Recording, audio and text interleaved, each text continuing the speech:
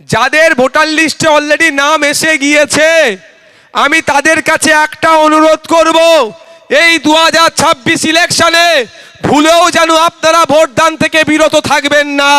প্রত্যেকে নিজের ভোট নিজে দেবেন, কারণ এইবার নির্বাচনে হয়তো ভোট দিলেন না, মনে হলো ধর এবার আর ভোটটা দেব না, এ ভুল কাজটা করবেন না।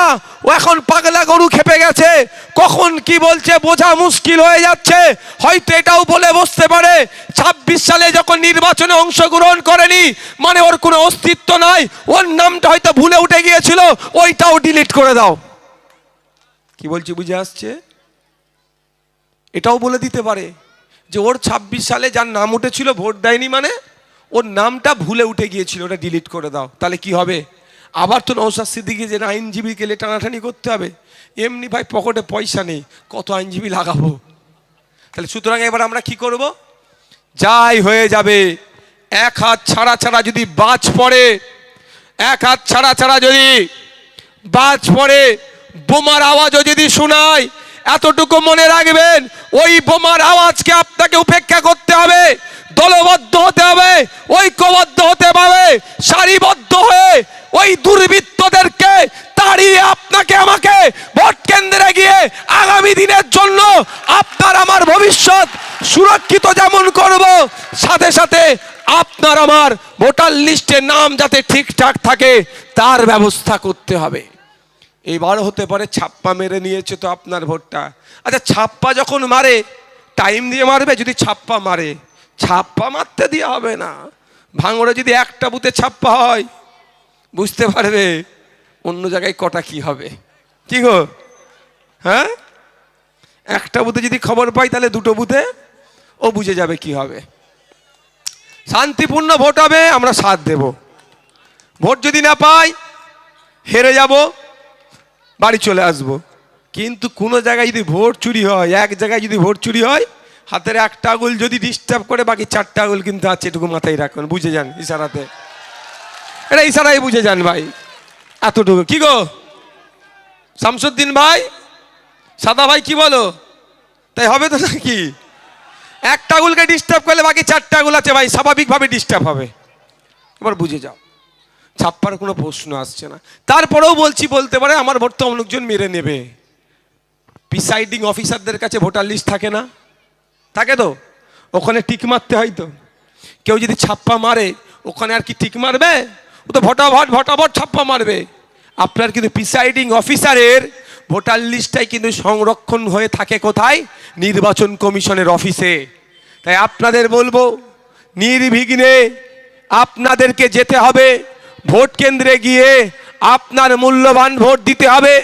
যদি মনে করেন খাম চিহ্নকে দিতে হবে, খাম চিহ্নকে দেবেন। যদি মনে করেন খাম চিহ্নের পরিবর্তে অন্য কাকে দেব, সেটাও দেবেন। আর যদি মনে করেন কাউকে দেব না, নোটা বলে আছে, সবার লাস্টে একটা সুইচ আছে নোটা, সেখানেও দেবেন। কিন্তু অনুরোধ করছি আপনি আপনার ভোট দান থেকে বিরত থাকবেন না। কারণ এভাবে যেভাবে নির্বাচন কমিশন তৃণমূল বিজেপির কথাতে বারবার পশ্চিম বাংলার বৈধ ভোটারদেরকে হয়রানি করছে, কখনো লজিক্যাল ডিসক্রিপেন্সি, কখনো আন্ডার অ্যাডজুডিকেশন, তো কখনো বৈধ ভোটারকে ডিলিট করে দিচ্ছে। তাহলে 2026 নির্বাচনের পরে ওদের কাছে একটা বড় হাতিয়ার হয়ে থাকবে। এত লোক ভোট দিতে পারেনি, তাহলে এইগুলো সব ফেক ভোটার, আবার ডিলিট করে দাও, তখন বিপদ হয়তো আমাদের মাথায় নেমে যেতে পারে। তাই অনুরোধ করব, বিপদের আগেই আমাদেরকে সতর্ক হতে হবে। আপনার ভোট আপনি দেবেন, নির্বিঘ্নে দেবেন। যদি কোনো জায়গায় মনে হয় রাতের অন্ধকারে 27 তারিখ রাত, এই 28 তারিখে ভোট না 29, ভুলে যাচ্ছি, 28 তারিখ রাত্রে আপনার পাড়ায় দুটো বোম মেরেছে, ভয়ে ঘরে ঢুকে গেলে হবে না। ভোটের দিন সকালে 29 তারিখ সকালে 4টে বোমের আওয়াজ শুনিয়েছে বলে আপনি ভয়ে ঘরে ঢুকে যাবেন না। ঐক্যবদ্ধ হতে হবে, দলবদ্ধ হতে হবে। ওই বোম মারা লোকগুলোকে রাস্তায়, ভোটের যাওয়ার রাস্তায় যদি খুঁজে পাওয়া যায়, ঐক্যবদ্ধ হয়ে গণতান্ত্রিক প্রক্রিয়ায় তাড়িয়ে এলাকা ছাড়া করতে হবে।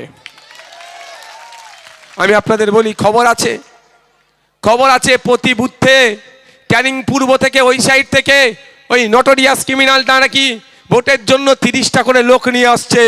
আপনাদেরকে একটু সজাগ থাকতে হবে, মায়েদেরকেও তৈরি হতে হবে।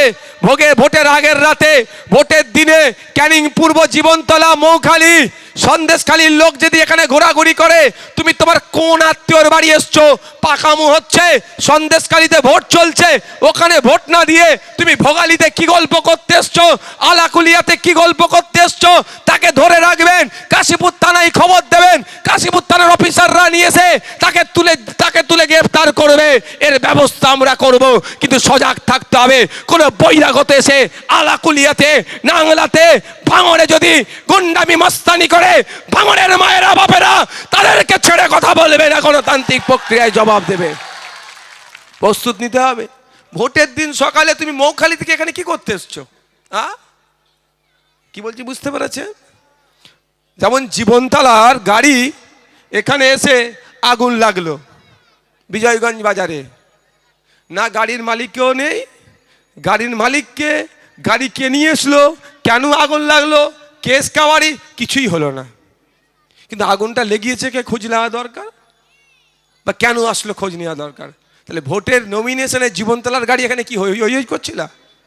তুই ভোটের দিনেও যদি কোনো বহিরাগত আসে, আচ্ছা করে ভালোবাসা দিতে হবে গণতান্ত্রিক প্রক্রিয়াতে। হ্যাঁ, তারপরে তো কাশীপুর থানা আছে, উত্তর কাশীপুর থানা, মাথায় থাকবে তো। একদম যদি কেউ বাইরে থেকে এসে গুন্ডামি মস্তানি করে, তাকে আমরা গণতান্ত্রিক প্রক্রিয়ায় ছেড়ে কথা বলবো না। আর বাইরে থেকে গুন্ডা মস্তান নিয়ে এসে তৃণমূলের যে 2-4টে নেতাগুলো পাড়াতে আছে, তাদের যদি হই করে, এতটুকু বলে দেবেন যে ভোট মিটে যাক, তোকে সারা বছর তোমাকে এখানে থাকতে হবে। গুন্ডা মস্তান এসে সারা বছর তোমার বাড়ি পাহারা দেবে না, এতটুকু মাথায় রাখো। বাইরে থেকে নিয়ে আসবে, আমার পাড়ার ছেলেকে মেরে চলে যাবে, আমার পাড়ার ছেলেকে সিপিএম করতে পারে, কংগ্রেস করতে পারে, বিজেপি করতে পারে, আইএসএফ করতে পারে, যার যেটা এটা ইচ্ছা করবে। তুমি বাইরে থেকে লোক নিয়ে এসে আমার পাড়ার ছেলেকে মার খাইয়ে চলে যাবে, তোমাকে কিন্তু সারা বছর এই পাড়াতে থাকতে হবে, এটাও তাদেরকে বলে দেবেন। কি বলছি বুঝে আসছে? তাই বন্ধুগণ, এই আমাদের ইমরান কোথায় গেল গো, একটা ভালো উদাহরণ দিয়েছে, দারুণ উদাহরণ। বিষ আর কি বললে, বিষ আর ফল কোনটা গ্রহণ করবে? বাস্তব কথা। রাতের অন্ধকারে আমার কাছে খবর আছে, কেনা হচ্ছে, ভোট কেনার চেষ্টা করছে, ভোটে আর জিততে পারবে না, ভোট কেনার চেষ্টা করছে। মায়েদেরকে শাড়ি দিচ্ছে, বাপেদেরকে লুঙ্গি জামা দিচ্ছে, কিছু কিছু করে টাকা দিচ্ছে। তো আমি প্রথম বলবো, নিয়ে নিবার পক্ষে, একটাও ছাড়বেন না। যা পাবেন, শাড়ি, জামা, টাকা পয়সা, মিষ্টি, বিরিয়ানি, গাড়ির তেল, সব বলবেন, সব নিয়ে নেবেন, কিচ্ছু ছাড়বেন না। তবে অনুরোধ এটাই, ও ব্যবসায় ইনভেস্ট করছে, ব্যবসায় ইনভেস্ট করবে মানে লাভ করবে। আপনি যে তার কথাই গলে তাকে ভোট দিয়ে দেন, দুটো ক্ষতি আপনাকে, দুটো রকমভাবে আপনার কাছে টাকা তুলবে।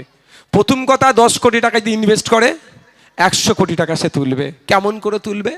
এই নাংলা আলাকুলিয়ার মানুষ, একটা 2 কাঠা জায়গা আছে, দাম 5 লাখ টাকা কাঠা, আপনি বিক্রি করতে চাইছেন, আপনার মেয়ের ছেলের পরিবারের বা বাড়ি টাড়ি করবেন, 10 লাখ টাকায় বিক্রি করবেন, আপনি করে মেয়ের বিয়ে দেবেন বা একটা বাড়ি করবেন বা কিছু ইচ্ছা, তখন ওরা চলে আসবে, ওরা আপনাকে 1 লাখ টাকা করে কাটা দেবে, ওরা 1 লাখ 2 লাখ দেবে, আর বাকি 8 লাখ ওরা খেয়ে নেবে, আর নাহলে আপনাকে জমি বিক্রি করতে দেবে না। দ্বিতীয় কথা, আপনি একটু কষ্ট করে সবজি বিক্রি করে গাড়ি চালিয়ে 2 পয়সা ইনকাম করেছেন, আপনি একটা জমি কিনতে চাচ্ছেন, 40,000 টাকা শতক, 60,000 টাকা শতক, বা 1 লাখ টাকা শতক, বা 5 লাখ টাকা শতক, আপনাকে ওরা 10 লাখ টাকা শতকে বিক্রি করাবে। আপনাকে ওর কাছ থেকে কিনতে হবে। যদি ওর কাছ থেকে না কিনে, ডাইরেক্ট যদি মালিকের কাছ থেকে কিনে নেয়, দখল নিতে দেবে না, কারণ আগে 10 কোটি ইনভেস্ট করেছে, টাকা তো তুলতে হবে। বুঝতে পারছেন কি বলছি? সুতরাং সাবধান, যা দিচ্ছেন ছাড়বেন না, নিয়ে নেবেন, কিন্তু খালি হাতে ওকে মৌখালিতে আমাদেরকে পাঠাতে হবে। আর একটা কেমন ভাবে হবে, আর একটা কেমন ভাবে ইনকাম করবে বলে দিচ্ছি। এই আপনাদের যেখানে বসে আছে তার বাম দিকে একটা লাইট পোস্ট আছে, দেখতে পেয়েছেন? আছে তো? এই লাইট পোস্ট করতে গিয়ে আমি বলছি, এই লাইট পোস্ট করতে গিয়ে 3 লাখ টাকা হয়তো প্রজেক্ট, বোঝানোর জন্য বলছি 3 লাখ টাকার প্রজেক্ট। এখন যে বরাত পাবে তাকে বলে দেওয়া হবে, আমাকে 1.5 লাখ দাও, আর 1.5 লাখেও কি লাইট করবে আর কি লাভ করবে? ওই রকম টাঙিয়ে দিয়ে চলে যাবে। একটা ঝড় হবে, উল্টে যাবে। ক্ষতি কার হবে? আলাকুলিয়ার মানুষ অন্ধকারে আবার থাকবে। শুধু তাই নয়, একটা 8 ফুট চওড়া ঢালাই রাস্তা 6 ফুট চওড়া করবে, 8 ইঞ্চি গেজ 4 ইঞ্চি করে দেবে। যে ঢালাই রাস্তাটা 8 বছর 10 বছর উইদাউট রিপেয়ারিংয়ে চলতো, সে বছর পার হবে না, ভেঙে যাবে। কেন? ওখান থেকে কাটমানি চলে যাচ্ছে কোথায়? ওই 10 কোটি ইনভেস্ট করছে, 100 কোটি তুলবে, ওখানে চলে যাচ্ছে। ক্ষতিটা কার হলো? আপনাদের হলো। এই রাস্তা দিয়ে আপনাদের হাঁটা চলা করতে হবে। তাই আপনাদের বলবো, ভুলেও ওর পাল্লায় পড়বেন না। আমি আপনাদের কাছে জানতে চাই, আপনার বিপদে আপদে আমি ছিলাম কি ছিলাম না? এখন আপনাদের পাশে আমি আছি কি না নাই? মায়ের একটু বলুন, একটু আওয়াজ দিয়ে বলুন। আপনাদেরকে বিপদে ফেলে আমি চলে গিয়েছি? আপনাদের বিপদে আমি বুক চিতিয়ে লড়াই করেছি কি করিনি? আপনার যখন মাদ্রাসা, মসজিদ, ঈদগাহ, কবরস্থান কেড়ে নেওয়ার চক্রান্ত হচ্ছিল, তখন মমতা ব্যানার্জি ওই নোটোরিয়াস ক্রিমিনালরা বলেছিল দিল্লি গিয়ে আন্দোলন করো। তাই আজকে সময় এসেছে, আপনার মাদ্রাসা, মসজিদ, ঈদগাহ, কবরস্থান এখনো যে সুরক্ষিত আছে, এই নওশাদ সিদ্দিকীর করা মামলার জন্য আমাদের মতো গুটি কয়েক মানুষ মামলা করেছিল বলে এখনো বিজেপি তৈরি করা আইন লাগু করতে পারছে না। তাই আজ তারা গোপনে গোপনে বিজেপি তৃণমূল সেটিং করে নওশাদকে হারাবার জন্য শুভেন্দু অধিকারীর সাথে কথা বলে, হয়তো মমতা ব্যানার্জির সাথে কথা বলে, মোদির পরামর্শ নিয়ে ভাঙড়ের বিজেপির বিধায়ক প্রার্থীর সাথে গোপনে আলোচনা করছে। কারণ বিজেপি আইন তৈরি করছে, আপনার মসজিদ কাটবে, আপনার মাদ্রাসা কাটবে, আপনার ঈদগাহ কাটবে, আপনার ওয়াকফ সম্পত্তি কাটবে। আর নওশাদ সিদ্দিকী ওই আইনকে আটকানোর জন্য আইনি লড়াই করছে, কাটতে পারছে না। এই জন্য ওদের রাগ হচ্ছে, বিজেপি তৃণমূল মিলে এই আমাকে হারাবার চক্রান্ত করছে। তাই এর উত্তর আপনারা দেবেন কি দেবেন না?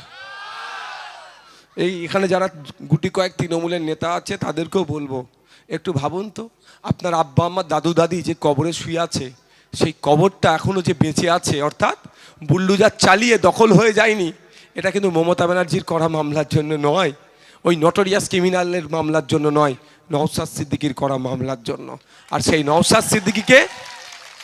নওশাদ সিদ্দিকীকে হারানোর জন্য নটোরিয়াস ক্রিমিনাল বিজেপির প্রার্থীর সাথে গোপনে আতাত করেছিল। ছবি এখন পাবলিক হয়ে গেছে বলে কি বলছে? সৌজন্য সাক্ষাৎ। সৌজন্য সাক্ষাৎ আমরা বুঝি। সৌজন্য সাক্ষাৎ গত বছরে, গত নির্বাচনে আমার সাথে হয়েছিল বিজেপির প্রার্থীর। কোথায়? ভোট কেন্দ্রে। আমিও পরিদর্শনে গেছি, উনিও গিয়েছেন। আমাকে বলছে, নওশাদ ভাই কেমন আছো? আমি বলছি আমি ভালো আছি। দিদি আপনি কেমন আছেন? কারোর ঘরের মধ্যে ঢুকে দরজা দিয়ে গুজগুজ ফুসফুস করিনি অন্যকে হারাবার জন্য। বুঝতে পারছেন কেন আমার উপরে রাগ? কেন আমাকে হারাতে চাইছে? বিজেপি আইন করে জমি, মাদ্রাসা, মসজিদ, কবরস্থান কাটতে চাইছে, আর ওই আইনকে আমি কেস করে আটকাচ্ছি। ওই জন্য মোদির নির্দেশে মমতা আর শুভেন্দু অধিকারী বসে প্ল্যান করে আমাকে হারাবার চেষ্টা করছে। তাহলে ভাঙড়ের এই আলাকুলিয়ার, ভাঙড় ভোগালী একের মানুষের জবাব দেবে তো নাকি? আমাকে কেন হারাতে চাইছে? ফেক ST/SC সার্টিফিকেট দিয়ে প্রকৃত ST/SC থেকে বঞ্চিত করছে, আর নওশাদ সিদ্দিকী বিধানসভার মধ্যে দাঁড়িয়ে মন্ত্রীর বলতি বন্ধ করে দিচ্ছে, মুখের কথা বন্ধ করে দিচ্ছে। কেন ফেক ST/SC সার্টিফিকেট ছেড়েছো? তাই এরা মোদি মমতা মিলে আমাকে হারাবার চক্রান্ত করছে। তাই মায়েদের বলবো, আপনি যখন বিপদে পড়েছিলেন আমি বুক চিতিয়ে লড়াই করেছি। যদি মনে করেন আগামী 5 বছর একইভাবে আপনার পাশে থেকে বিপদে আপদে আপনার সাথ দিয়ে এবং আপনার ভোটাধিকার ফিরিয়ে নিয়ে আসার লড়াইয়ে শেষ পর্যন্ত লড়াই করে যাবে, অন্য কোনো প্রার্থী নয়, সংযুক্ত মোর্চা তথা বামেদের সমর্থন নিয়ে ইন্ডিয়ান সেকুলার ফ্রন্টের প্রার্থী হিসাবে আমাকে পুনরায় এখানে নির্বাচিত করে বিধানসভায় পাঠানো দরকার। তাহলে আপনাদের বলবো 29 এপ্রিল কারো কথায়, কারো প্ররোচনায় পা দেওয়ার দরকার নয়। EVM মেশিনের 5 নম্বরে বোতাম টিপে আমাকে খামচিহ্নে ভোট দিয়ে বিধানসভায় পাঠান। বিগত 5 বছরের নয়, আগামী 5 বছর শিক্ষা, স্বাস্থ্য, কর্মসংস্থানের প্রশ্নে আপোষহীন সংগ্রাম করব, বিভাজনের বিরুদ্ধে লড়াই করব, ঐক্যের পক্ষে সওয়াল করব। তাই আপনারা যদি সুযোগ দেন, আপনাদের প্রতিনিধি হয়ে, মানুষের প্রতিনিধি হয়ে, রাজ্যের প্রতিনিধি হয়ে বিধানসভায় যেমন আওয়াজ তুলেছিলাম, আগামী 5 বছর আবার আওয়াজ তুলব, যদি আপনারা সুযোগ দেন। না সুযোগ দিলে পারবো না। তবে EVM মেশিনের একটা খেলা হয়েছে, আমাদের আমাদের যিনি আছেন ওনার নামটা কি গো, এখানে তোমার নান্নু সাহেব, আমাদের যিনি অ্যারেস্ট হয়ে আছেন গো, নান্টু ভাই, ওনার পরিবার থেকেই তো মনে হয়েছে। যাক, তৃণমূল প্ল্যান করে আবার আমার নামে একটা প্রার্থী দিয়েছে, মানে যত রকম পাচ্ছে আমাকে আটকানোর চেষ্টা করছে। তবে ভাঙড়ের মাটি শক্ত ঘাঁটি, ভাঙড়ের মায়ের বোনেরা বলেছে তুমি যতই ফাঁদ তৈরি করো না কেন, নওশাদ ভাই আছে শুধু কেটে দেবে, আমরা টুক করে পার হয়ে যাব। তাই তো নাকি? ও ফাঁদ করলে আমরা ফাঁদ পার হবো।